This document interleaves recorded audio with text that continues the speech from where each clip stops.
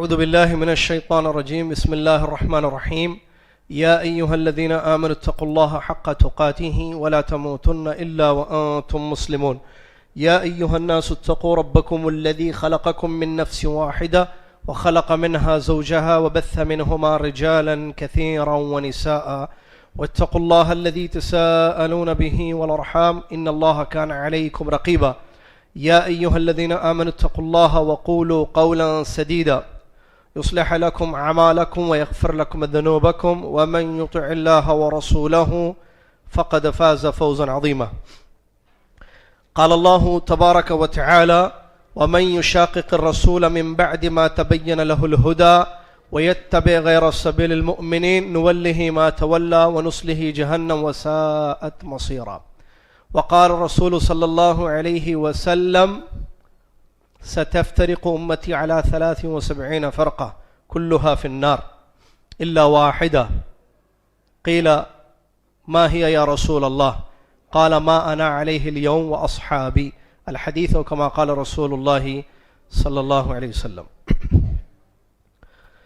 تمام تعریف اللہ عز و جل کے لیے ہے جس اللہ تبارک و تعالیٰ نے اسلام کو دین مان کر پسند کیا اور اس کو دنیا میں نازل کیا تاکہ لوگ اسلام کو دین سمجھیں اور اس کے مطابق اپنی زندگی گزاریں. سبحان اللہ و بحمدہ سبحان اللہ العظیم. اس کے بعد درود و سلام ہو اللہ کے آخری نبی امام الانبیاء محمد الرسول اللہ صلی اللہ علیہ وسلم کی ذات پر، جنہوں نے حدیثوں میں بہت ساری باتیں بیان فرمائیں، جن میں سے ایک اہم بات آنے والے فتنوں کی خبریں ہیں جو قیامت تک آتے رہیں گے. اللہ کے نبی علیہ الصلاۃ والسلام نے اپنی امت کو باخبر کیا فتنوں سے اور ان سے بچنے کا طریقہ بھی بیان فرمایا. اللہم صلی علی محمد وعلی آل محمد کما صلیت علی ابراہیم وعلی آل ابراہیم انک حمید مجید. اللہم بارک علی محمد وعلی آل محمد کما بارکت علی ابراہیم وعلی آل ابراہیم انک حمید مجید.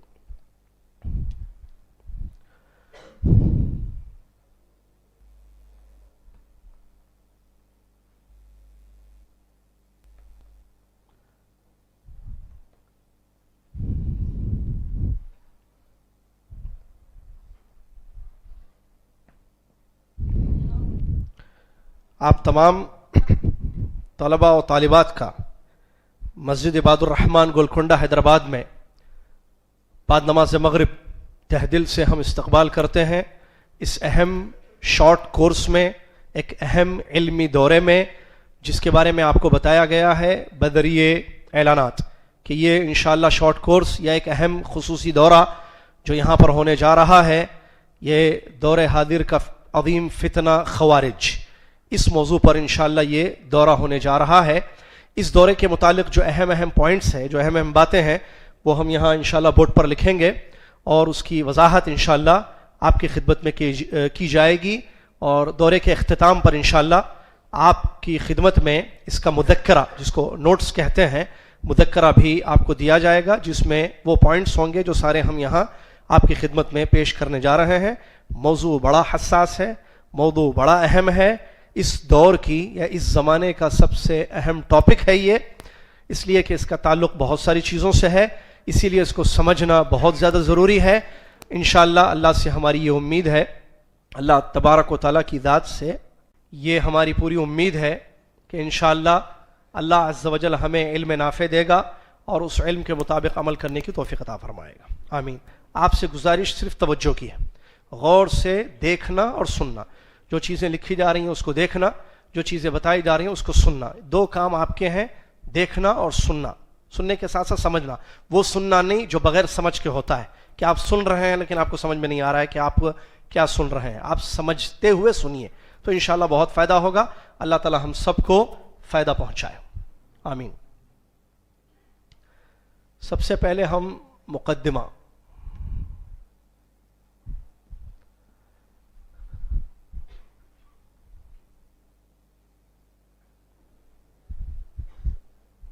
کیا تاریخ ہے آج کی؟ 20 مہینہ 12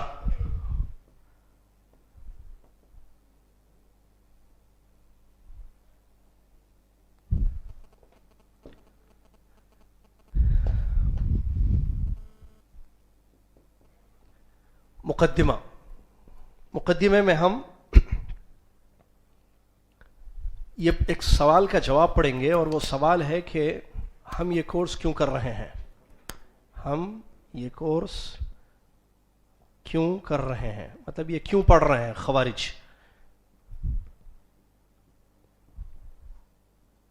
یہ بڑا اہم سوال ہے، مقدمے میں ہم نے اس کو نوٹ کیا ہے، اور وہ ہے کہ یہ کیوں خوارج کو کیوں پڑھ رہے ہیں ہم، اس کی کیا ضرورت ہے، ہم تھوڑے خوارج ہیں، کیا ضرورت ہے اس ٹاپک پر یہ پروگرام کریں. ہو سکتا ہے انسان کے ذہن میں یہ سوال آئے، بہت سارے لوگوں کے ذہن میں سوال آتا ہے، جب اعلانات ہوئے تو لوگوں کے ذہنوں میں سوال یقیناً آیا ہوا ہوگا کہ بھئی خوارج فتنے تو بہت ہیں، آپ نے اس موضوع کو کیوں چنا ہے، کیوں ہم خوارج کے بارے میں پڑھ رہے ہیں. تو یہ بڑا اہم سوال ہے مقدمہ، ہم یہ کورس کیوں پڑھ رہے ہیں یا کیوں کر رہے ہیں یہ کورس. اس کا جواب مختلف چیزیں ہیں. اس میں نمبر 1 کہ اس فرقے کی حقیقت کو معلوم کرنا، اس فرقے کی حقیقت کو معلوم کرنا.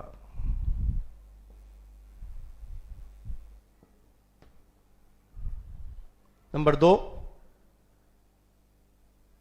اس فرقے کے عقائد اور منہج سے واقف ہونا، اس فرقے کے عقائد اور منہج سے واقف ہونا. اور کیوں پڑھ رہے ہیں ہم یہ خوارج، دور حاضر کے خوارج کی پہچان، دور حاضر کے خوارج کی پہچان. آپ نوٹ نہ کریں، مذکرے میں ہے، یہ نوٹس میں ہے، آپ کو دیا جائے گا، بس دیکھیں آپ. پہچان، دور حاضر یعنی موجودہ دور میں کون ہے خوارج اس دور میں، اس کی پہچان کے لیے. چوتھا اور ویری امپورٹنٹ، سلف صالحین کے منہج سے واقفیت، سلف صالحین کے منہج کو جاننا. اس سے بھی اس موضوع کا بڑا تعلق ہے، منہج کو جاننا یا پہچاننا. 5واں بہت زیادہ ضروری، منکرات کو دور کرنے کا اسلامی طریقہ. منکرات یعنی برائیاں، منکرات کو دور کرنے کا اسلامی طریقہ. کتنے ہو گئے؟ 5. 1 2 3 4 5. ہم اس لیے یہ پڑھ رہے ہیں. کس لیے؟ نمبر 1 اس فرقے کی حقیقت کو معلوم کرنا، یعنی خوارج کیا ہے، کون ہے، اس کی حقیقت کیا ہے، کب سے شروع ہوئے، کیا ان کے نام ہیں، ان کے بارے میں کیا بتایا گیا، حقیقت کیا ہے اس فرقے کی. کیونکہ یہ ایک فرقہ ہے جو ماضی میں بھی رہا، دور حاضر میں بھی موجود ہے. تو اس کی حقیقت کیا ہے معلوم کرنا ضروری ہے. جب تک کسی چیز کی حقیقت نہیں معلوم ہوگی ہم اس کے بارے میں کچھ کہہ نہیں سکتے. نمبر 2 اس فرقے کے عقائد کیا ہیں، ان کا منہج کیا ہے، عقیدہ کیا ہے اور منہج کیا ہے. نمبر 3 موجودہ دور میں، ہم 2014 میں ہیں، 1436 ہجری میں ہیں، اس دور میں ہیں یہ لوگ، ہیں کہاں ہیں، کس ملک میں ہیں، کیا نام ہے ان کے، دور حاضر کے خوارج. چوتھا سلف صالحین کے منہج کو جاننا. کیوں؟ کیونکہ یہ بڑا اہم موضوع ہے.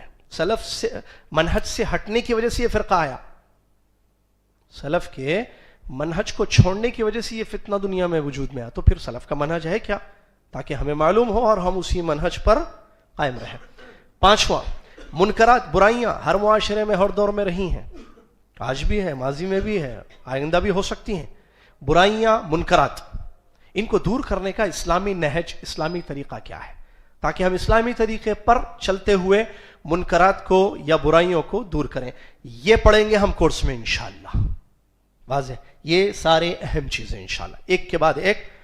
وقت کم ہے، باتیں بڑی اہم ہیں، وقت کم ہے، باتیں بڑی اہم ہیں. انشاءاللہ اللہ تعالیٰ سے دعا ہے کہ اللہ تعالیٰ وقت میں برکت دے اور یہ سب پڑھنے کی ہم کو توفیق عطا فرمائے. چیپٹر نمبر 1، پہلا چیپٹر سلف صالحین کا منہج اور اس کی اہمیت. یہ پہلا چیپٹر، یہ ہم پڑھیں گے انشاءاللہ سب. اس میں ہم نے اس کو پہلا درجہ، یہ ترتیب نہیں، اس ترتیب سے نہیں پڑھیں گے، یہ چیزیں ہم پڑھیں گے اس پورے کورس میں. ہم ترتیب، پہلا چیپٹر، پہلا باب سلف صالحین کا منہج، یہ ہے ہمارا پہلا باب. عربی میں باب بولتے ہیں، آپ انگلش میں اس کو چیپٹر یا چیپٹر ہی تقریباً اردو میں بھی شاید کہتے ہیں. بہرحال یہ پہلا باب ہمارا ہے سلف صالحین کا منہج اور اس کی اہمیت. پہلا باب یعنی پہلا چیپٹر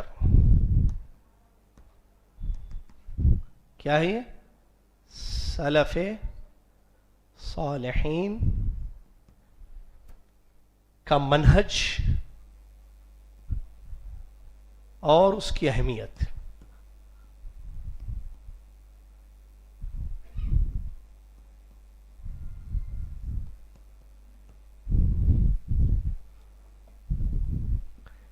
یہ ہے فرسٹ چیپٹر جو ہم پڑھیں گے یہاں انشاءاللہ.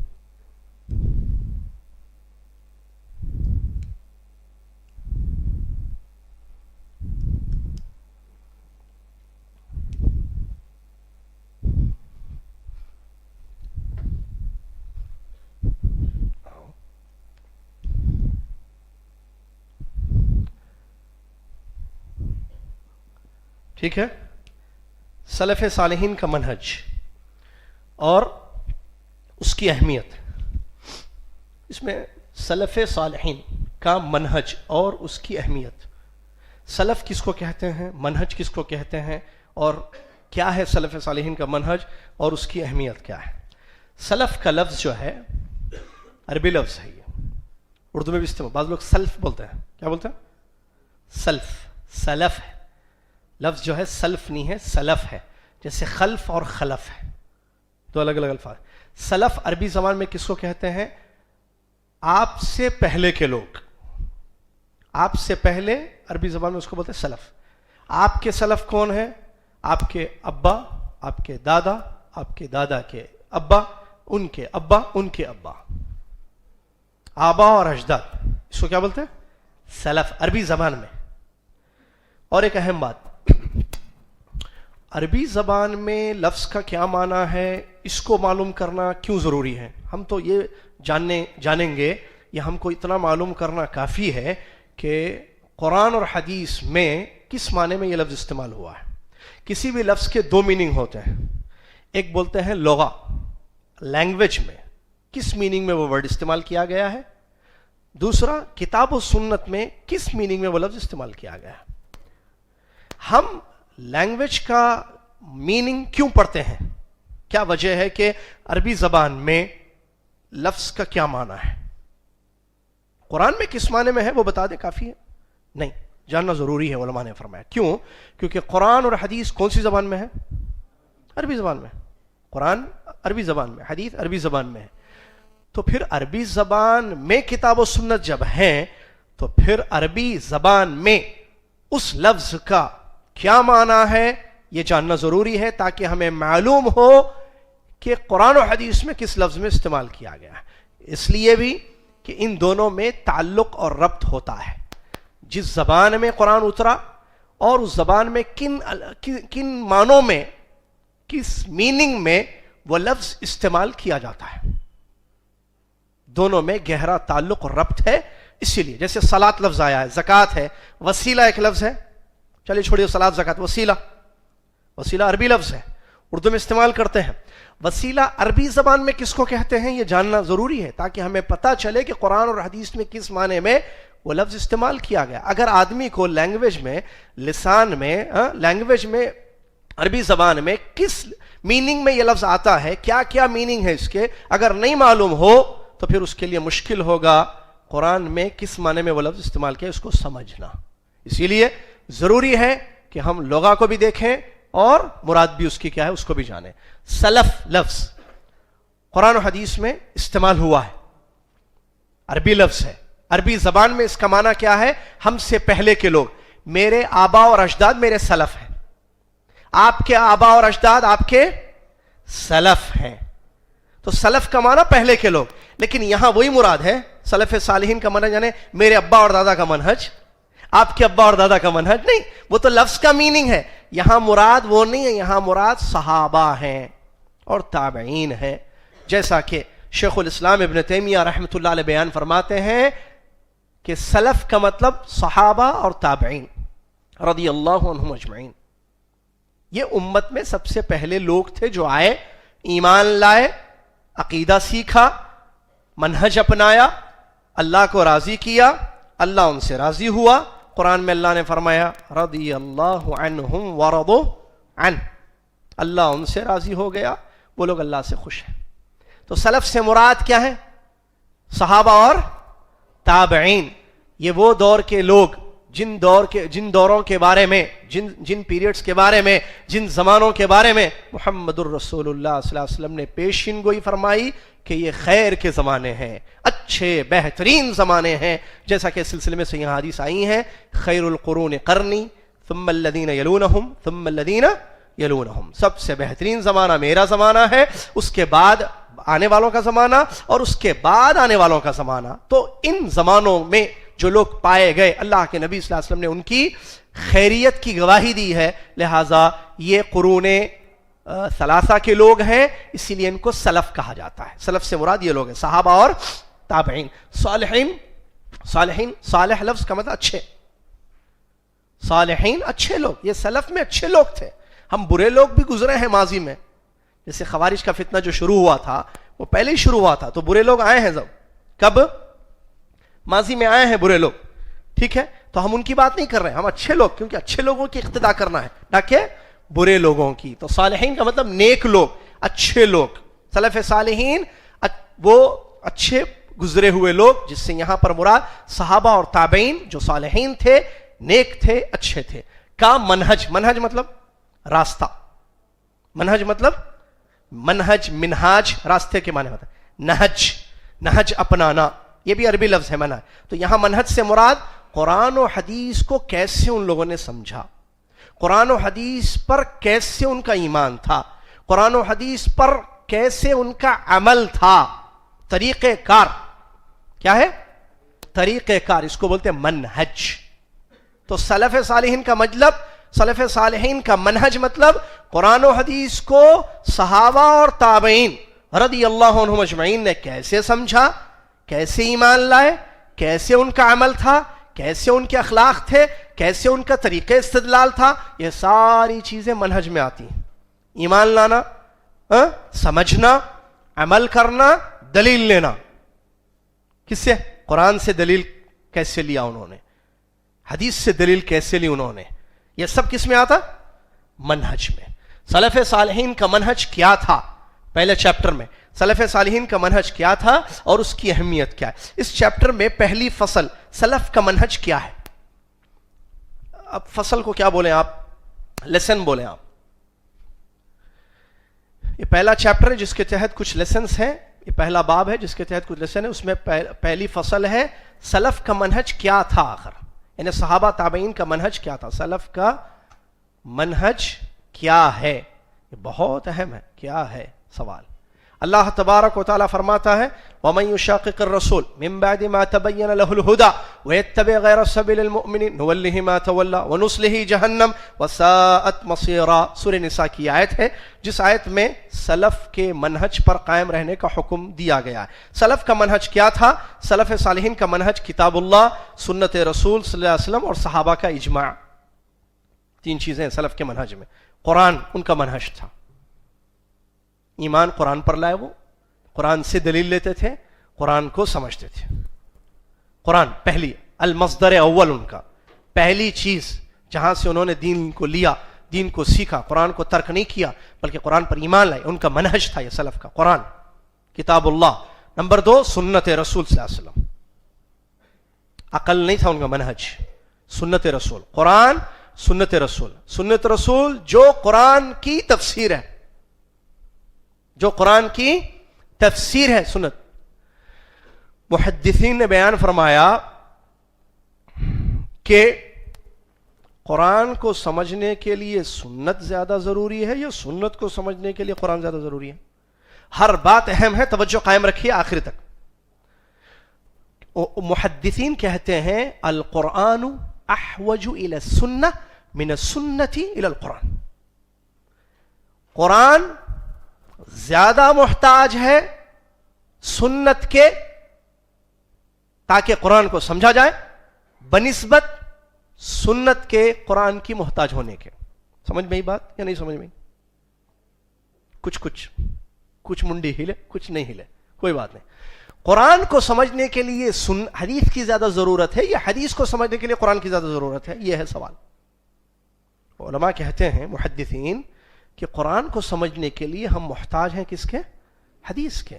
اگر ہم حدیث کو چھوڑ دیں گے، سنت کو ترک کر دیں گے، جیسے کہ بعض فرقے آئے اور انہوں نے ایسے کیا، تو ہم قرآن نہیں سمجھ سکتے. جیسے بڑے پیارے اقوال ہیں سلسلے میں علماء کے، کہا قرآن میں کہاں لکھا ہوا ہے ظہر کی 4 رکعت ہے، قرآن میں کہاں لکھا ہوا ہے عصر کی نماز 4 رکعت ہے.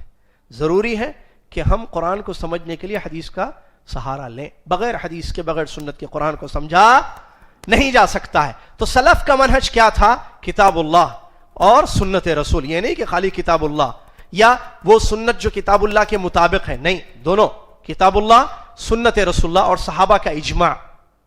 ان کا جو اجماع مطلب وہ کسی امر پر جب متفق ہو جائیں کہ یہ صحیح ہے، کیونکہ اجماع خود ایک دلیل ہے. جیسا کہ نبی علیہ الصلوۃ والسلام نے بیان فرمایا کہ میری امت کسی گمراہی پر، کسی غلط بات پر اجماع نہیں کرے گی. لا تجتمع امتی علی ضلالہ. تو سلف کا منہج کیا تھا؟ 3، قرآن، حدیث اور اجماع. قرآن، حدیث اور اجماع. اللہ تبارک و تعالیٰ فرماتا ہے وَمَن يُشَاقِقِ الرَّسُولَ مِن بَعْدِ مَا تَبَيَّنَ لَهُ الْهُدَى وَيَتَّبِعْ غَيْرَ سَبِيلِ الْمُؤْمِنِينَ. جو شخص اللہ عز وجل رسول اللہ صلی اللہ علیہ وسلم کی مخالفت کرتا ہے ہدایت کا راستہ واضح ہو جانے کے باوجود، اس کو بتا دیا گیا یہ اللہ کے نبی صلی اللہ علیہ وسلم کا راستہ ہے، اس کے باوجود وہ نبی صلی اللہ علیہ وسلم کے راستے کو چھوڑتا ہے. یہ غلطی ہے یا نہیں ہے؟ ایک غلطی کر رہا ہے. وَيَتَّبِعْ غَيْرَ سَبِيلِ الْمُؤْمِنِينَ. سبیل المومنین کو چھوڑتا ہے. سبیل المومنین کو چھوڑ کر کوئی اور سبیل منہج. ایک بچے کے 2 نام رہتے نہیں، گھر میں ایک باہر ایک رہتا، ایک ہی وہ. گھر میں اور پکارتے، باہر پیار سے لاڑ سے الگ پکارتے، باہر الگ پکارتے. دونوں کا سبیل، منہج، نہج سب ایک ہی معنی، طریق. تو سبیل منہج، راستہ. مؤمنین سے مراد کون ہے؟ جب یہ آیت اتری صحابہ اس دور میں کون تھے؟ صحابہ رضی اللہ عنہ. تو اللہ تبارک و تعالیٰ فرماتا ہے جو مخالفت کریں گے ایک، اور دوسرا مومنین کا راستہ چھوڑیں گے. مومنین کا راستہ چھوڑیں گے یعنی منہج کو سلف کے چھوڑیں گے. تو ظاہر بات ہے جب مومنین کا راستہ یعنی صحابہ کا راستہ چھوڑیں گے، صحابہ کا منہج چھوڑیں گے، تو کریں گے کیا؟ وہ کوئی اور راستہ اپنائیں گے. کیونکہ ادھر جانا ہے، نہیں گئے، ادھر جائیں گے، ادھر جائیں گے، ادھر جائیں گے، ادھر جائیں گے. جانا تھا ادھر، یہ راستہ تھا. ایک آدمی کو پتا کرنا تھا بھئی وہ مسجد عباد الرحمان کدھر ہے، خطبہ سننے جانا ہے، نماز پڑھنے جانا ہے، ایسے لنگروں سے ایسے آنا پڑے گا. ایک راستہ ہے ایک جگہ جانے کا، وہ ادھر گیا، دوسری مسجد جائے گا، عباد الرحمان نہیں پہنچے گا. وہ ہر چیز کا ایک راستہ. ایک آدمی کو عمرہ کرنا ہے، مکہ جانا ہے، کیسے کیا کرنا ہے؟ مکہ کی روڈ پکڑو، یہ ہے مکہ کی روڈ، یہ ہے مکہ کی روڈ. نہیں، آپ ادھر گئے، وہ کون سی ہے؟ طریق المدینہ ہے وہ. یا ایسے یہ مکہ کی روڈ تھی، ادھر گئے آپ رائٹ سائڈ پر، تو یہ طائف جاتی ہے روڈ. اور آگے جائیں گے دمام، شرگیہ، ایسٹرن پروویژن، اس طرف چلے جائیں گے. یہ ہے راستہ. منہج ایک ہے. اس راستے کو سلف کے چھوڑا. اللہ تعالیٰ فرماتا ہے جس نے مخالفت کی نبی صلی اللہ علیہ وسلم کی ہدایت کا راستہ واضح ہو جانے کے باوجود اور سلف کے منہج کو چھوڑا، سلف صالحین کے منہج کو ترک کیا، تو کیا ہوگا؟ اللہ تعالیٰ اس کی سزا دے رہا ہے. نولیہ ما تولی، چلا جا جس راستے، اسی پر لگا دیں گے اس کو.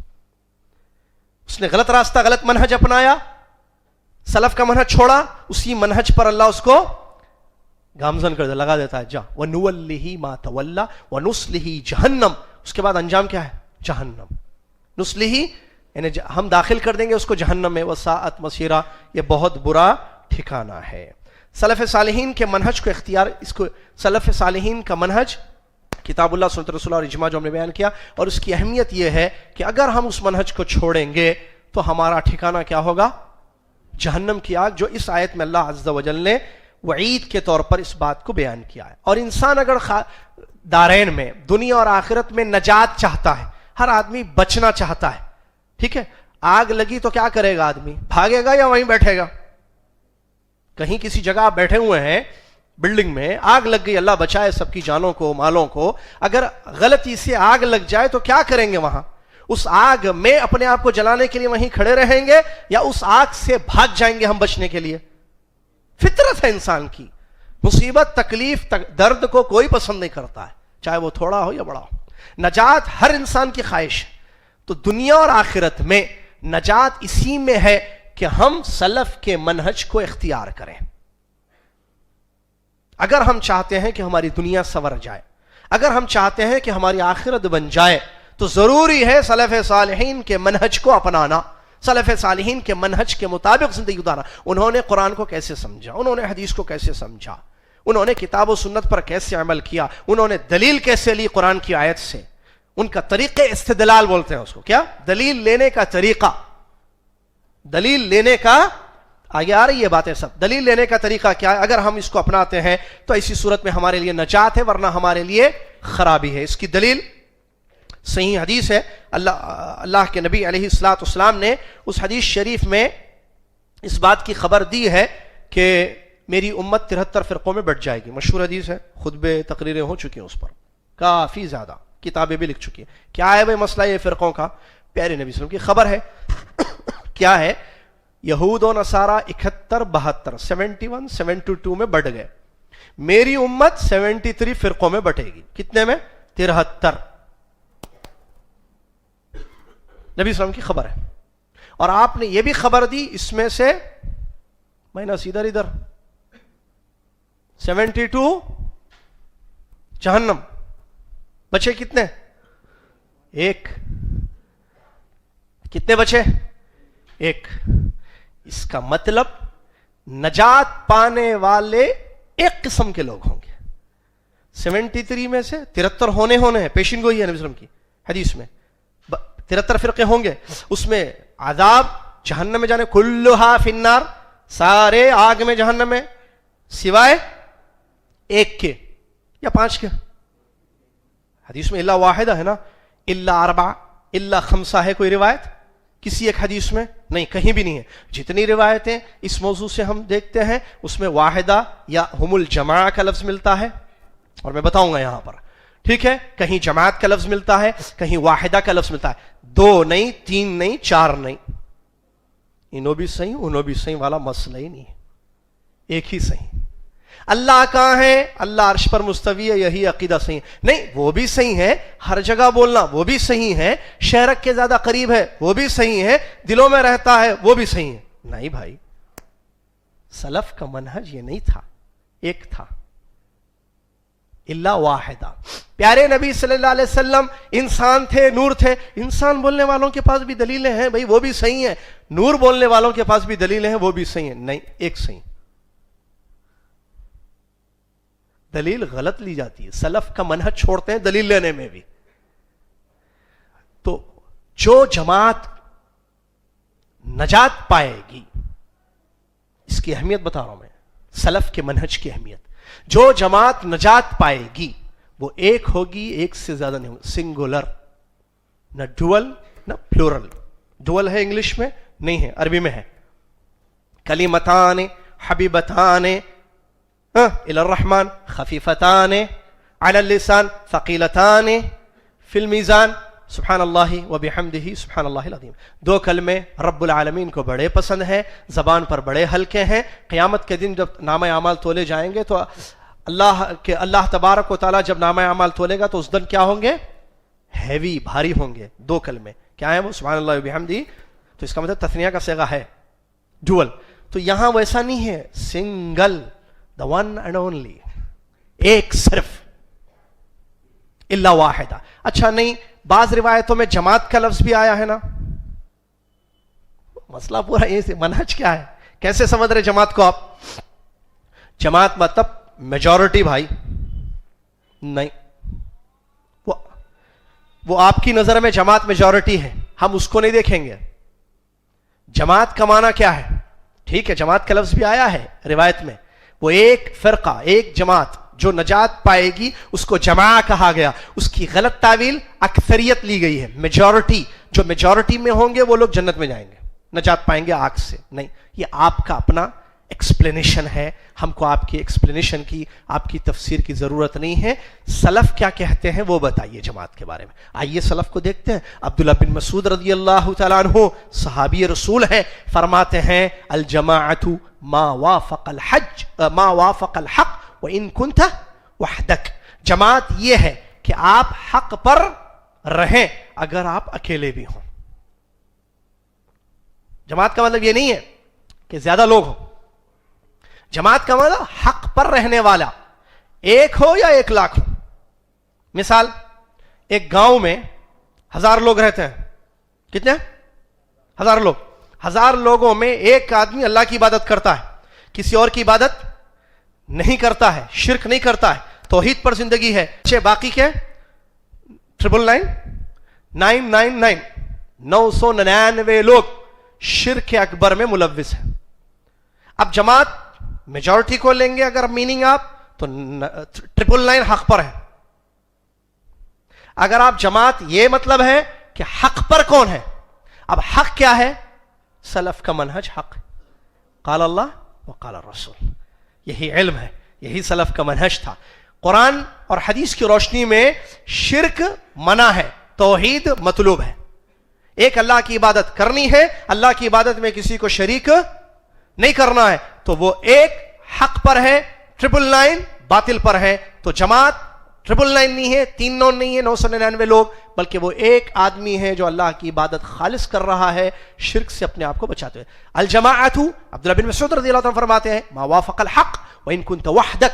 جماعت ایک ہے جو حق پر ہو چاہے آپ اکیلے بھی کیوں ہو نہ ہو. اور امت بھی اسی کو کہتے ہیں. اللہ تبارک و تعالیٰ نے قرآن میں ابراہیم علیہ السلام کو فرمایا کان امہ. ابراہیم علیہ السلام کیا تھے؟ امت تھے. ابراہیم کتنے تھے؟ 100 تھے؟ ٹرپل رول پتہ نہیں کون سا رول نہیں، ایک تھے.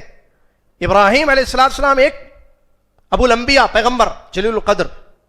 اللہ ان کے بارے میں کہہ رہا ہے کانا امہ، وہ امت تھے. اس کا مطلب وہ حق پر تھے. تو اللہ تبارک و تعالیٰ نے فرمایا کہ وہ امت تھے. معلوم ہوا کہ جو لفظ جماعت کا لفظ آیا ہے اس حدیث میں جس میں 73 فرقوں کی خبر دی گئی ہے، اس سے مراد میجورٹی نہیں ہے، اس سے مراد وہ لوگ ہیں جو حق پر ہیں چاہے وہ ایک ہوں یا انیک ہوں.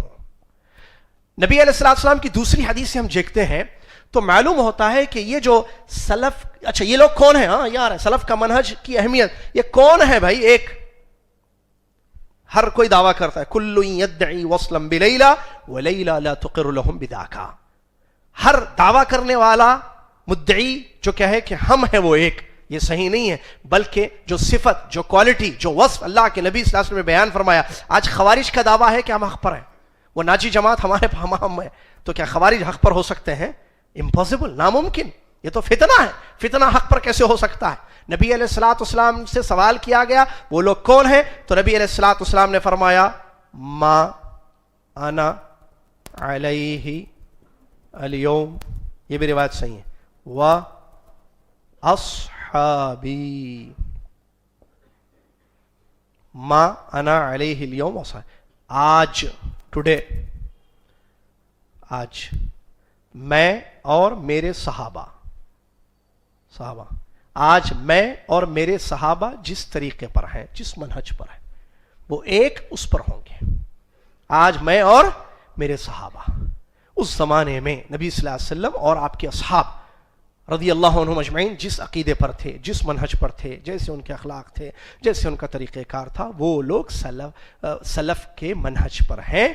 تو وہ لوگ واحدہ ہیں، وہ ناجی ہیں، وہ نجات پانے والے ہیں. تو معلوم ہوا کہ سلف صالحین کے منہج کی اتباع، ان کو فالو کرنا، ان کے طریقے پر رہنا، یہ نجات کا واحد ذریعہ ہے. اگر ہم نے سلف صالحین کے منہج کو ترک کیا، ان کے طریقے کو چھوڑ دیا، قرآن کو سمجھنے میں، حدیث کو سمجھنے میں، یا قرآن و حدیث سے استدلال کرنے میں، یا قرآن و حدیث پر عمل کرنے میں، تو ہم پھر بھٹک جائیں گے اور نقصان اٹھائیں گے، اور کل قیامت کے دن اس کا خمیازہ ہمیں بھگتنا پڑے گا. لہٰذا یہ بات معلوم ہونی چاہیے کہ نجات صرف اسی میں ہے کہ آدمی سلف صالحین کا منہج اپنائے، ان کا طریقہ اپنائے. ان کا عقیدہ کیا تھا؟ ایسی کئی چیزوں میں عقیدے میں، جیسے مثال کے طور پر میں آپ کو مثالیں غور سے ہر لفظ ہر جملہ سنیے میرا. نبی جیسے مثال کے طور پر نبی علیہ الصلوۃ والسلام نے سلف کے سامنے یعنی صحابہ کے سامنے بیان فرمایا ینزل ربنا عز وجل حين يبقى ثلث الاخير من الليل، جب رات کا تیسرا پہر ہوتا ہے تو اللہ عز وجل آسمان دنیا پر اترتا ہے. یہ حدیث نبی صلی اللہ علیہ وسلم نے بیان فرمائی یا نہیں بیان فرمائی؟ بیان فرمائی. کس کے سامنے بیان فرمائی؟ صحابہ سنے، عربی میں فرمائی نبی صلی اللہ علیہ وسلم نے حدیث. جی ہاں، کیونکہ حدیث پوری عربی میں ہے. نبی صلی اللہ علیہ وسلم نے نبی صلی اللہ علیہ وسلم کی حدیث سنی انہوں نے. جی ہاں سنی. سن کر کیا کیا ان لوگوں نے؟ کیا یہ کہا نعوذ باللہ من ذالک کہ اس کا مطلب رحمت قریب آتی ہے، یا یہ پوچھا ان لوگوں نے کہ کیا مطلب اترتا ہے اللہ تو عرش پر مستوی ہے؟ عقیدے سے ریلیٹڈ مسئلہ بتا رہا ہوں میں آپ کو. مثال سلف کے صحابہ کے سامنے یہ عقیدے کی تعلیم دی گئی کہ اللہ عز و جل تہجد کے وقت کیا ہوتا ہے؟ آسمانی دنیا پر نزول فرماتا ہے، اترتا ہے. صحابہ نے سنا، ایمان لائے. پوچھا کیسے اترتا ہے؟ نہیں. انہوں نے کیا کہا؟ اترتا ہے، ٹھیک ہے اترتا ہے، ایمان لائے. تو ہم کیا کریں؟ ان کا منہج اپنائیں. وہ سن کر ایمان لائے، ہم بھی سن کر ایمان لائے. انہوں نے پوچھا نہیں پوچھا، ہم بھی نہیں پوچھا. اللہ عرش پر ہے، نبی صلی اللہ علیہ وسلم نے تعلیم دی ان کو. انہوں نے کہا اللہ عرش پر ہے. اللہ عرش پر مستوی ہے، اللہ عرش پر مستوی ہے. کیسے ہے؟ کسی صحابی نے نہیں پوچھا، لیکن بعد میں پوچھا لوگوں نے. صحابہ نے نہیں، تابعین نے نہیں، بعد میں. جیسے امام مالک رحمۃ اللہ علیہ کے دور میں ایک شخص آتا ہے اور پوچھتا ہے آپ لوگوں کا یہ عقیدہ ہے کہ اللہ عرش پر ہے، کیسے ہے؟ کیف استویٰ، پوچھتا ہے کہ کیسے. امام مالک رحمۃ اللہ علیہ فرماتے ہیں اللہ عرش پر ہے، معلوم ہے. یہ شاید بتایا تھا رمضان میں اللہ عرش پر ہے، معلوم ہے. کیسے ہے؟ نہیں معلوم. کیوں نہیں بتایا اللہ نے؟ پوچھنا جائز نہیں، بدعت ہے سوال کرنا. یہ سوال کرنا ہی بدعت ہے، کیونکہ سلف نے ایسا سوال نہیں کیا. تو سلف کا منہج ہر چیز میں اپنائے، ہر چیز میں. پیارے نبی صلی اللہ علیہ وسلم کی وفات ہوئی، سلف کا منہج تھا، نبی صلی اللہ علیہ وسلم کی وفات ہوئی. ایسے اور بھی بہت ساری چیزیں ہیں جو کتاب و سنت سے تعلق رکھتی ہیں. تو صحابہ کا جو سلف کا منہج تھا، اگر ہم اس منہج پر چلیں گے تو ہمارے لیے کامیابی ہے. اور ایک بات، کیا یہ جو منہج ہے سلف کا، یا جو ہے اس سلف کے منہج پر چلنے والی جو ایک جماعت ہے جس کی پیشن گوئی اس حدیث شریف میں نبی صلی اللہ علیہ وسلم نے بیان فرمائی کہ وہ ایک ہوں گے، تو کیا یہ بعد میں قیامت سے پہلے آئیں گے یا وہ پہلے آ کے چلے گئے؟ کب؟ وہی جو صحابہ کے فوراً بعد تبع تابعین وغیرہ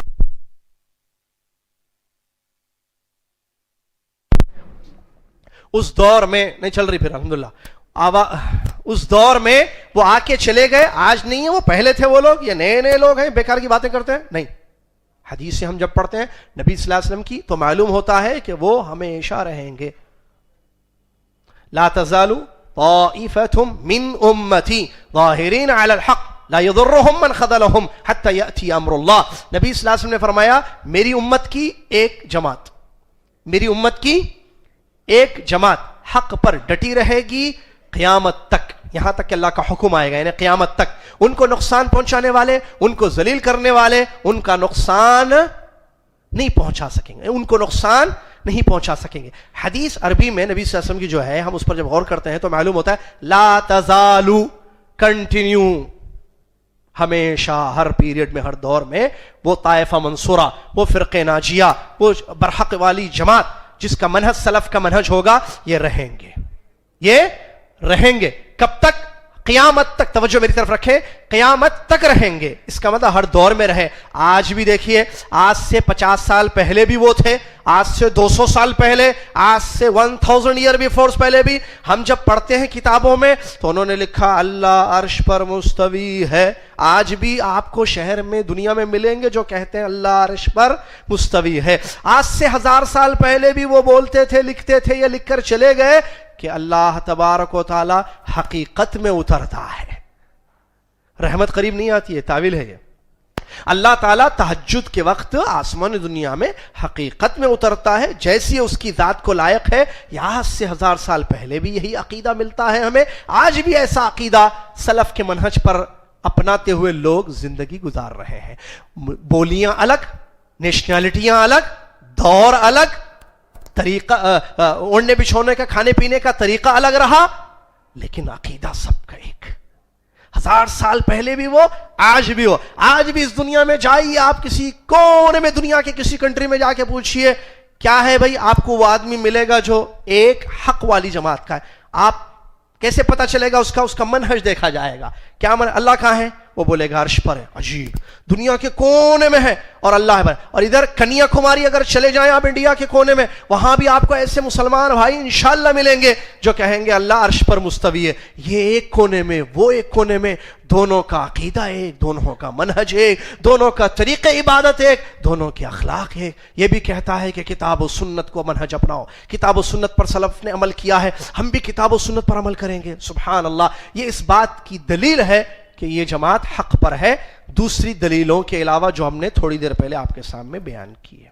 آئیے اس کے بعد دوسرا اہم موضوع ہے سلف کے منہج کے بعد. سلف کے ہم نے دو باتیں بتا دی اس میں. ایک تو سلف کا منہج کیا ہے، کتاب اللہ، سنت رسول اور اجماع، اور سلف کے منہج کی اہمیت. دوسرا چیپٹر وہ تھا سلف کے، دوسرا لیسن کیا ہے، سلف کے منہج کی اہمیت ہم نے پڑھی ابھی. کیا سلف کے منہج کو اپنانا ضروری ہے، اسی میں نجات ہے. اگر ہم نے اس کو ترک کر دیا تو ہمارے لیے گمراہی ہے، جیسا کہ قرآن کی آیتیں اس پر دلیل ہے کہ اللہ تعالیٰ نے نصلہ جہنم بیان فرمایا ہے.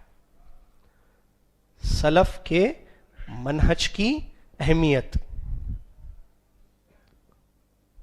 کیا ہے یہ پڑھ لیا ہم نے. اب تیسرا، سلف کا طریقہ استدلال کیا تھا. کیا مطلب طریقہ استدلال؟ دلیل کیسے لیتے تھے وہ، طریقہ استدلال کیا تھا. یہ بھی بڑا اہم موضوع ہے. سلف کا منہج قرآن و حدیث، اجماع. سلف کے منہج کی اہمیت، اگر ہم چلیں گے تو دنیا اور آخرت کامیاب ہے، نجات ملے گی، چھوڑیں گے دنیا اور آخرت بربادی ہے. سلف کا طریقہ استدلال کیا مطلب؟ یہ وہ لوگ دلیل کس سے لیتے تھے؟ ان کی جو دلیل تھی قرآن کی آیتیں، نبی صلی اللہ علیہ وسلم کی احادیث اور صحابہ کا فہم. تین چیزیں ذہن میں رکھی. قرآن سے دلیل لیتے تھے سب سے پہلے، وہ طریقہ استدلال. ان کی دلیل پہلے دیکھتے تھے قرآن کی آیت. دوسری حدیث، قرآن میں نہیں ملتی بات، حدیث دیکھتے تھے. اور صحابہ کا فہم کیا ہے، کیونکہ سلف میں تابعین بھی آتے ہیں نا، تو تابعین کیا کرتے تھے، یا تبع تابعین بھی آتے ہیں کیونکہ 3 قرون میں وہ بھی ہیں. تو وہ لوگ دیکھتے تھے کہ قرآن اور حدیث کو صحابہ نے کیسے سمجھا ہے. آیت ہے ان الحکم الا للہ، خوارج نے دلیل لی تھی، حکم صرف اللہ کا چلنا ہے. اے علی رضی اللہ عنہ، حکم اللہ کا چلنا ہے خالی. قرآن میں اللہ تعالیٰ فرما رہا ہے، آپ کیسے لوگوں کو آپ نے حکم دے دیا ہے، گورنری دے دی ہے. گورنری نہیں، صرف اللہ کا حکم چلنا. ان کی بھی دلیل تھی. تو مطلب کہنے کا یہ سلف کا منہج کیا تھا طریقہ استدلال میں، کہ وہ لوگ قرآن کو، حدیث کو دلیل کے طور پر لیتے تھے، لیکن فہم صحابہ کا دیکھتے تھے. صحابہ نے قرآن کو کیسے سمجھا، حدیث کو کیسے سمجھا، اس طریقے پر وہ سمجھتے تھے. یہ ان کا، یہ ضروری ہے. تیسرا پوائنٹ کیوں، میں ایک چھوٹی سی مثال دیتا ہوں آپ کو. سلف کا فہم، قرآن کو انہوں نے کیسے سمجھا، ضروری ہے اپنانا. کیوں ہم نہیں سمجھ سکتے آج؟ صحابہ حدیث، نبی صلی اللہ علیہ وسلم کی حدیثوں کو انہوں نے سمجھا، تو کیا آج عربی لینگویج سیکھ کر میں خود حدیث کو نہیں سمجھ سکتا ہوں؟ کیوں ضروری ہے میرے لیے کہ میں سلف کا منہج اپناؤں؟ سوال ہو سکتا ہے نا کسی کا، بھائی ٹھیک ہے، دیکھ قرآن و حدیث ہے، یہ سلف کہاں سے لا لیا بیچ میں آپ؟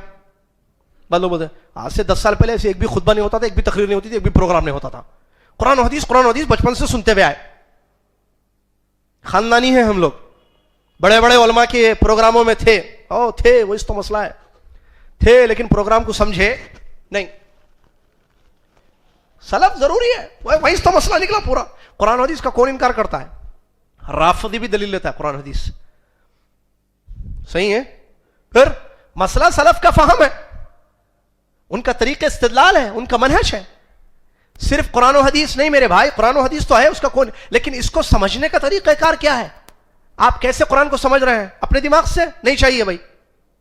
امام بربہاری رحمۃ اللہ علیہ نے اپنی کتاب میں بیان فرمایا ہے، زبردست بات، شرح السنہ میں، وعلم یا اخی رحمک اللہ، اے میرے بھائی اللہ آپ پر رحم فرمائے، اس بات کو اچھی طریقے سے جان لو، اللہ تعالیٰ نے دین کو لوگوں کی عقلوں پر، مردوں کی عقلوں پر نہیں اتارا ہے، اللہ تعالیٰ نے دین اپنی طرف سے نازل کیا ہے.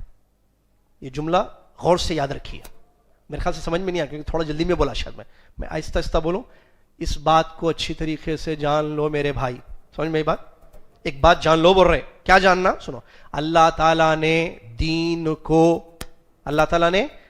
کو مردوں کی عقلوں پر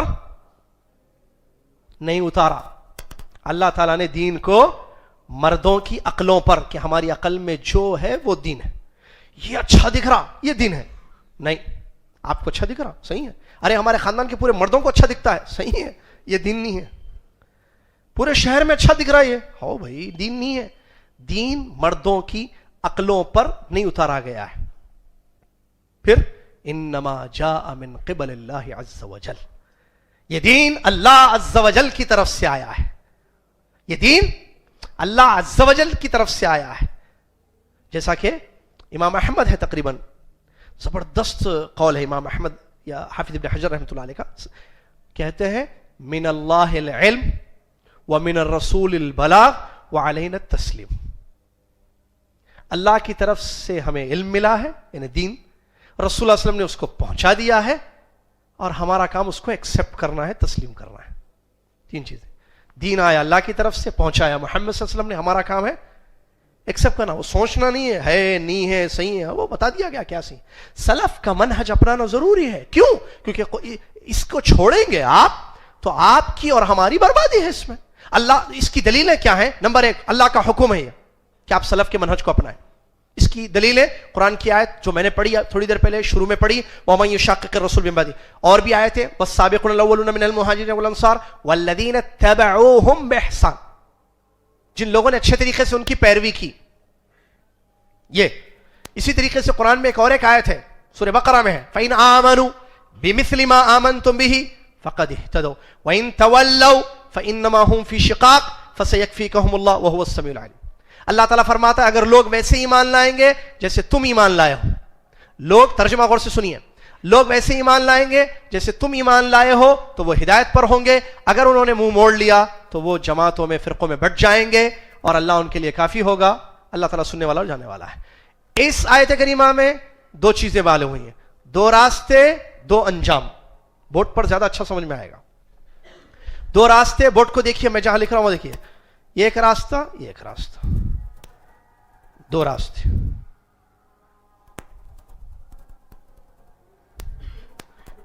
یہ آگ ہے، ہاں آگ، ڈاٹس ہے، آگ ڈاٹس، ٹھیک ہے.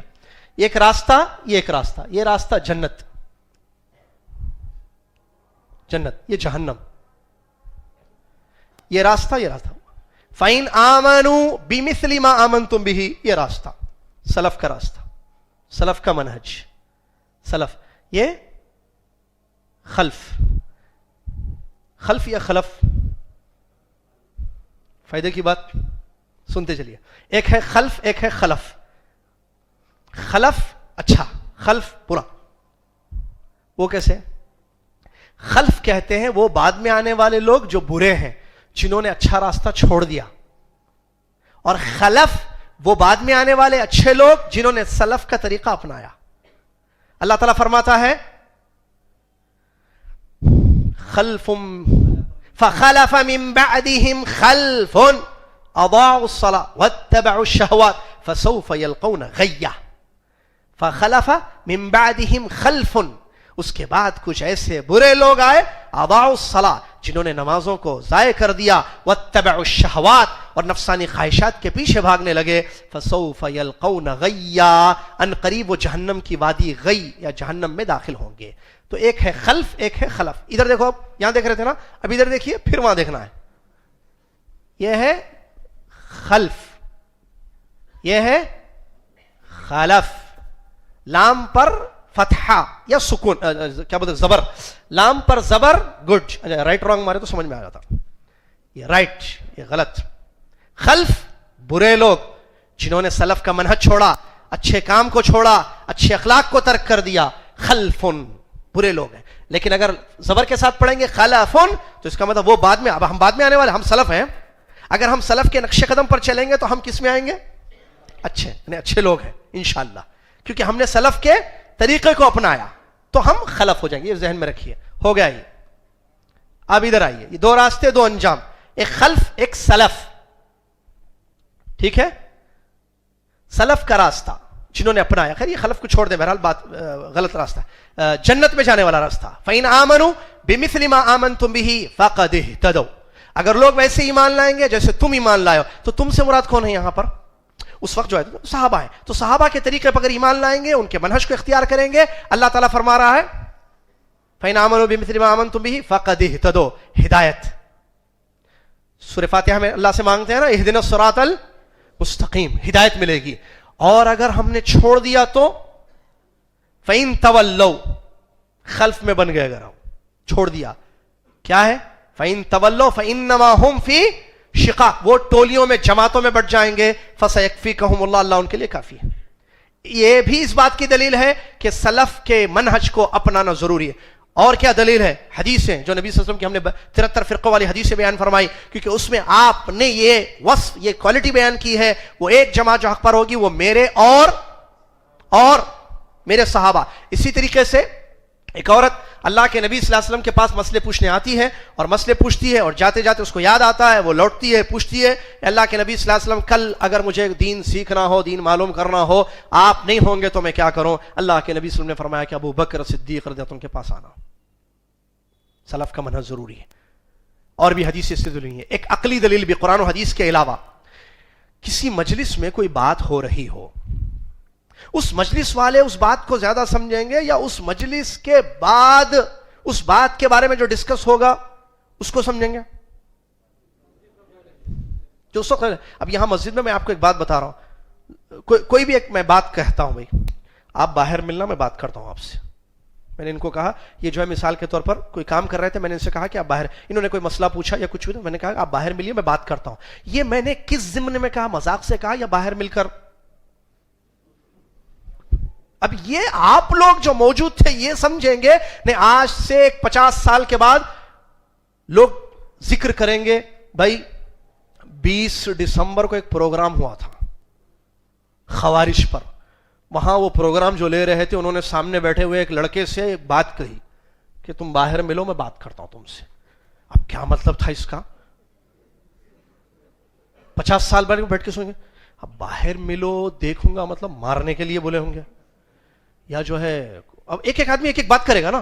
اب بیٹھ کے سب سوچیں گے نہیں غور کرو کیا ہو سکتا ہے. اب ہر آدمی سوچ کرے نہیں یہ بھی پاسبلٹی ہے, یہ بھی ہو سکتا ہے. وہ بولے گا نہیں میرے خیال سے یہ. اب بیٹھ کے خیالات ظاہر کرنا. اگر وہ لوگ بولے ایک کام کریں گے, بھائی 50 سال پہلے کے وہ ایک بچہ تھا, وہ ذہین بچہ تھا, وہ بوڑھے ہو چکے ہیں, اب ان سے پوچھیں گے انکل, چاچا, خالہ, کیا خالو, اس وقت جو ہے آپ تھے کہتے نا وہ درس میں, ہاؤ بیٹے مجھے یاد ہے میں چھوٹا تھا, وہ مسجد عباد الرحمان میں پروگرام ہوا تھا, اچھا وہاں ایک واقعہ ہوا تھا کہتے یاد ہے, میں یادداشت تو میری اچھی ہے, پوچھو بیٹے کیا پوچھنا ہے. اب وہ خالو بتا رہے ہیں کیا کہ کیا ہوا تھا, وہ کس نے بولے نہیں وہ تو مذاق سے بولے تھے, وہ سیریس نہیں تھا. یہ دلیل ہے عقلی. صحابہ کے دور میں, سلف کے دور میں, صحابہ کے دور میں قرآن اترا, حدیث سے پیش ہوئی. قرآن کا مطلب, حدیثوں کا مطلب, اللہ تبارک و تعالیٰ کے کلام کی مراد, نبی صلی اللہ علیہ وسلم کے کلام کی مراد, وہ لوگ صحابہ جو اس پیریڈ میں اس زمانے میں موجود تھے وہ لوگ زیادہ جانتے تھے, یا بعد میں آنے والے 2014 میں پیدا ہونے والے, 2008 میں پیدا ہونے والے لوگ جانیں گے؟ وہ لوگ زیادہ جانتے. اسی لیے ضروری ہے سلف کے منہج کو اپنانا. تو سلف صالحین کا طریقہ استدلال کتاب و سنت, قرآن و حدیث سے وہ دلیل لیتے تھے, لیکن فہم کس کا؟ صحابہ کا. جو صحابہ نے سمجھا قرآن و حدیث کو ویسے وہ لوگ سمجھتے تھے. اللہ تعالیٰ کی مراد کو, نبی صلی اللہ علیہ وسلم کی اللہ تعالیٰ کی مراد کو, سنیے غور سے, اللہ تعالیٰ کی مراد کو رسول اللہ صلی اللہ علیہ وسلم سے سمجھتے تھے. اس کی مثال وہ واقعہ ہے جو ظلم والی آیت اتری نا, جب آیت اتری اللہ تعالیٰ نے فرمایا جو ایمان لا کر ظلم سے اپنے ایمان کو بچائیں گے انہی کے لیے ہدایت ہے. تو صحابہ یہ آیت جب سنے تو نبی صلی اللہ علیہ وسلم کے پاس گئے اور فرمایا کہ اللہ تعالیٰ قرآن میں کہہ رہا ہے کہ جو ایمان لا کر ظلم سے اپنے ایمان کو نہیں بچائیں گے, جو بچائیں گے انہی کے لیے امن اور امان ہے, پیسفل لائف ہے, اور وہی لوگ ہدایت یافتہ ہیں. تو ہم میں سے کون ظلم نہیں کرتا ہے؟ ظلم کا مطلب گناہ ہے, ہم سے غلطیاں ہو جاتی ہیں, تو کیا ہمارے لیے امن نہیں ہے, شانتی نہیں ہے, کیا ہم ہدایت پر نہیں ہیں؟ تو نبی صلی اللہ علیہ وسلم نے ان کو کیا کیا؟ سمجھایا. کہ کیا سمجھایا؟ اللہ کی مراد. یہ پوائنٹ کو سمجھیے, مراد اللہ تعالیٰ نے فرمایا جو ایمان لا کر اپنے ایمان کو ظلم سے بچائیں گے. تو یہاں ظلم کا کیا مطلب ہے, اللہ کے کلام کی مراد کیا ہے, یہ کون زیادہ جانتے ہیں؟ محمد الرسول صلی اللہ علیہ وسلم. انہوں نے بیان کیا صحابہ کو کہ یہاں مراد شرک ہے, عام گناہ نہیں ہے. تو اس طریقے سے اللہ عز و جل کی مراد جاننا ضروری ہے. اللہ کی مراد کیا ہے کون بتائیں گے ہم سب کو؟ محمد الرسول، کیونکہ ان پر قرآن کا نزول ہوا. اسی طریقے سے محمد صلی اللہ علیہ وسلم کی حدیثیں، محمد صلی اللہ علیہ وسلم کی حدیثیں، برائی کو دیکھو تو ہاتھ سے روکو، اگر ہاتھ سے نہیں روک سکتے ہو تو زبان سے روکو، زبان سے نہیں روک سکتے ہو تو دل سے برا جانو، اور یہ سب سے کم تر درجے کا ایمان ہے. حدیث ہے یہ ہے. خوارج نکلے یہاں سے، میں بتاؤں گا بعد میں آپ کو، ہے نا، بہت امپورٹنٹ ٹاپک ہے یہ. تو اب اس حدیث کا کیا مطلب؟ ہاتھ سے روکنا برائی، جہاں دیکھا جانا مارنا روک دینا، ہاتھ سے روکنا، اٹھا لینا گن، جانا شوٹ کر دینا، استغفر اللہ، مار دینا، برائی کو ختم کرنا. اچھا یہ مطلب ہے حدیث کا؟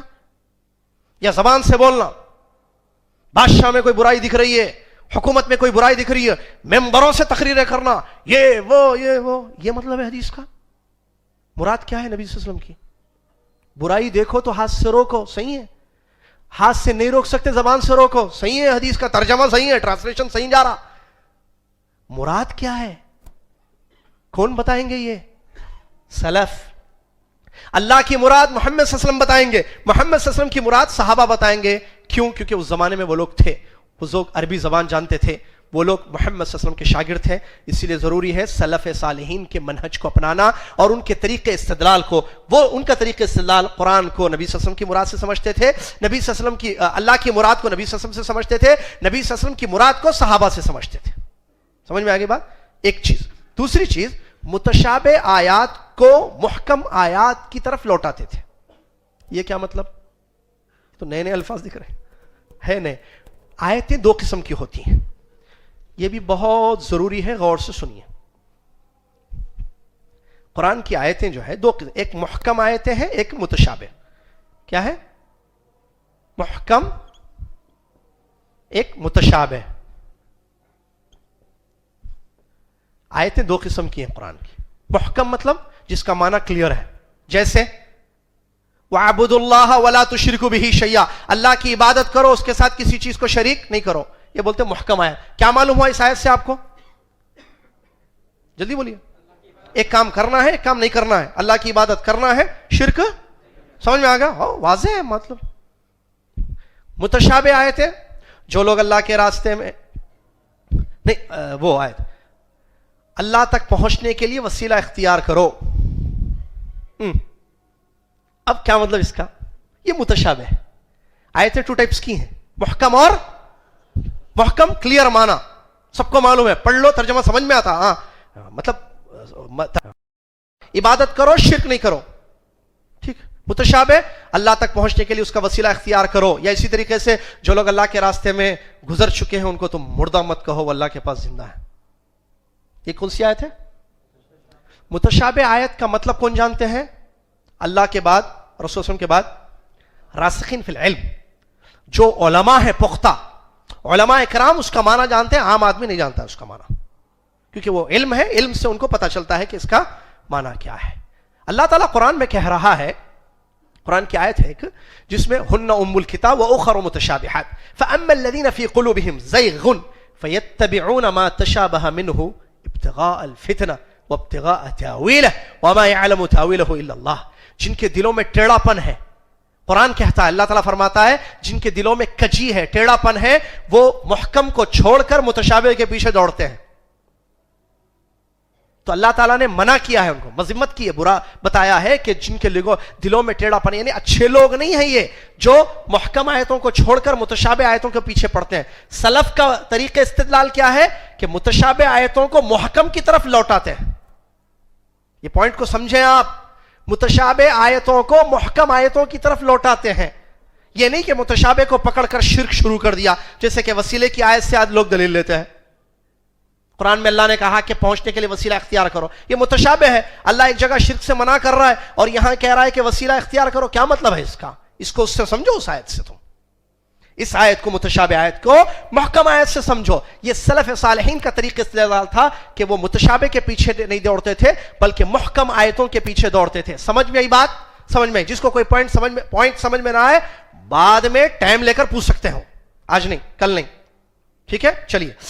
اس کے بعد تیسرا اہم، کسی بھی موضوع سے متعلق سلف کا طریقہ استدلال، کسی بھی موضوع یا ٹاپک سے متعلق جو نصوص آئے ہیں ان کو ایک جگہ جمع کرتے اور اس کا صحیح مفہوم سمجھتے تھے. یہ کیا ہے؟ کوئی بھی ایک موضوع ہے، ایک ٹاپک ہے، جیسے غسل کا مسئلہ ہے، نہانے کا مسئلہ یا نماز کا مسئلہ ہے، ٹھیک ہے، یا کوئی بھی ایک حدیث ہے، کوئی بھی ایک موضوع ہے، اللہ تعالیٰ کے اترنے کا موضوع ہے. جو ٹاپک ہے نا، اس ٹاپک سے ریلیٹڈ آیتیں اور حدیثیں کیا ہیں؟ ایک موضوع پر کئی حدیثیں آتی ہیں، ہے نا، جیسے غسل ہے، طہارت ہے، پانی کب پاک ہوتا ہے، اس سے ریلیٹڈ حدیثیں ہیں کئی. ایک حدیث بخاری میں ایک حدیث ملے گی، ابو داؤد میں ایک حدیث ہے، ترمذی میں ایک حدیث ہے، ایک روایت میں یہ ورڈز ہیں، دوسری روایت میں یہ ورڈز ہیں، صحیح ہے نا. سلف صالحین کا طریقہ کیا تھا؟ ان سب کو جمع کرتے تھے. کس کو؟ کن سب کو؟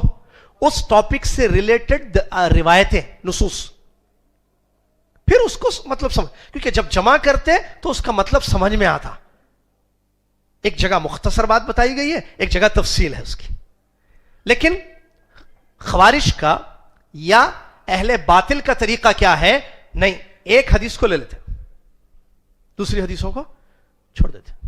ایک حدیث کو لے لیتے، دوسری حدیثوں کو چھوڑ دیتے. یہ غلط، یہ سلف کا طریقہ استدلال ہے. اس پوائنٹ کو اچھی طریقے امام احمد رحمۃ اللہ علیہ، امام یحییٰ ابن معین رحمۃ اللہ علیہ جو امام بخاری کے اساتذہ ہیں، ٹیچرز ہیں، ان لوگوں نے یہ بات بیان فرمائی ہے کہ اگر تم کسی موضوع، کسی ٹاپک، کسی مسئلے سے ریلیٹڈ جو روایتیں ہیں، اگر ان روایتوں کو جمع نہیں کرو گے تمہیں وہ موضوع، وہ ٹاپک سمجھ میں نہیں آئے گا. تو سمجھنے کے لیے ضروری ہے ساری روایتوں کو جمع کرنا. نبی صلی اللہ علیہ وسلم نے ایک حدیث میں منع فرمایا کہ بچے ہوئے پانی سے غسل نہیں کرنا. ایک حدیث میں ہم دیکھتے ہیں کہ نبی صلی اللہ علیہ وسلم نے غسل کیا حضرت عائشہ رضی اللہ عنہا کے. تو یہ کیا؟ یہ ایک حدیث ہے. حدیث سے پوری جو آئی ہیں جمع کرنا. ایک حدیث میں نبی علیہ الصلوۃ والسلام نے منع فرمایا ہے کسی چیز سے، بس وہ ایک حدیث لے لی، نبی صلی اللہ علیہ وسلم نے منع کر دیا ہے کہ قبرستان کی زیارت سے منع کر دیا گیا، ختم. ہم خالی اسی ایک حدیث کو لیں گے، اس قبرستان کی زیارت سے متعلق کتنی روایتیں آئی ہیں اس کو اکٹھا کیا جائے، اس کو جمع کیا جائے، تو مسئلہ، موضوع یا مطلب کیا ہے سمجھ میں آئے گا. ایک حدیث کو لیں گے، موضوع سمجھ میں نہیں آئے گا. سلف صالحین کا طریقہ استدلال کیا تھا کہ وہ تمام نصوص کو جمع کرتے تھے اور اس سے استدلال لیتے تھے.